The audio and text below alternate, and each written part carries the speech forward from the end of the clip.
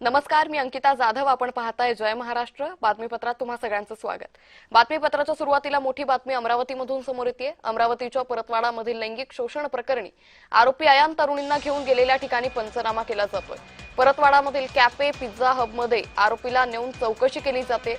एक पीडिता समोर आली असून पोलिसांकडून या संदर्भातली चौकशी सुरू आहे. आतापर्यंत 8 जणांना अटक करण्यात आली आहे, तर 10 जणांची चौकशी झाल्याची माहिती सध्या समोर येते. तर अमरावतीमधील लैंगिक शोषण प्रकरणी आता मोठी माहिती सध्या समोर येते. अमरावतीच्या परतवाडामधील लैंगिक शोषण प्रकरणी आरोपी अयान तरुणींना घेऊन गेलेल्या ठिकाणी पोलिसांकडून पंचनामा केला जातोय. परतवाडामधील कॅफे असेल, पिझ्झा हब असेल, या ठिकाणी आरोपीला नेऊन चौकशी केली जाते. एक पीडिता समोर आली आहे, तर पोलिसांकडून या पीडितेचीही चौकशी केली जात असल्याची माहिती आहे. आतापर्यंत या सगळ्या प्रकरणी 8 जणांना अटक केली आहे. 10 जणांची चौकशी झाल्याची माहिती सध्या समोर येते. तर अमरावतीच्या या प्रकरणावरून मोठं टीकास्त्र डागलं जात होतं. या सगळ्या प्रकरणाचा तपास सध्या वेग घेतोय. आरोपीला अटक करण्यात आल्यानंतर आरोपीला आता अमरावतीच्या या सगळ्या ठिकाणी ज्या ठिकाणी तो पीडितेला घेऊन जायचा त्या ठिकाणी नेत त्याची चौकशी केली जाते. त्या ठिकाणचे पंचनामे हे केले जात आहेत. आता या सगळ्या प्रकरणी पुढील अहवालात नेमकं काय समोर येतं आणि अयानवर नेमकी कशा पद्धतीने कारवाई होते हे पाहणं अतिशय महत्त्वाचं ठरणार आहे. तर 10 जणांची चौकशी या सगळ्या प्रकरणी झाल्याची माहिती आहे. तर आतापर्यंत 8 जणांना या सगळ्या प्रकरणामध्ये अटक करण्यात आलेली आहे. तर एक पीडिता समोर आलेली आहे. पोलिसांकडून या पीडितेचा तपास सध्या केला जातो. या पीडितेकडून आणखी काही महत्त्वाची माहिती समोर येते का या संदर्भातली चौकशीही केली जाते.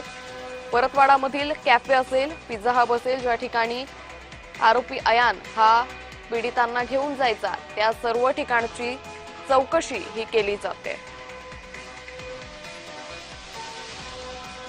तर आरोपी अयान तरुणींना घेऊन ज्या ठिकाणी जायचा त्या ठिकाणाची चौकशी केली जात असल्याची मोठी अपडेट या सगळ्या प्रकरणी समोर येते.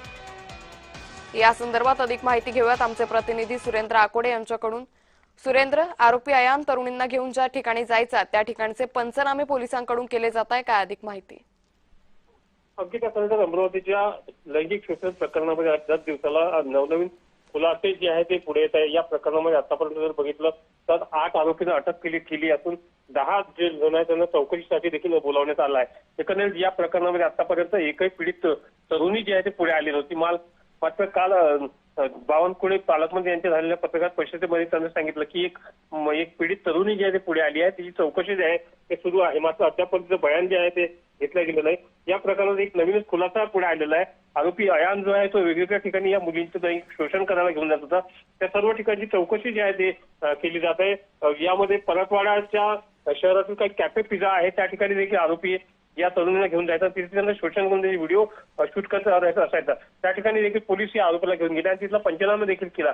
अमरावती कठोरा नाका परिसरामध्ये देखील एका फ्लॅटमध्ये तो या तरुणींना घेऊन जायचा. त्या ठिकाणी देखील चौकशी सुरू केली पोलिसांनी. एकंदरीत जर बघितलं सगळे आरोपींचे जे मोबाईल डिव्हाइसेस आहेत ते पोलिसांनी जप्त केले. त्याचा डेटा रिकव्हर करण्याचं काम जे पोलीस या ठिकाणी करतात.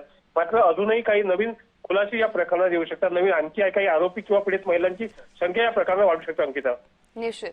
सुरेंद्र, या संदर्भातले अपडेट घेत राहू. तुर्तास धन्यवाद आपण दिलेल्या सविस्तर माहितीसाठी.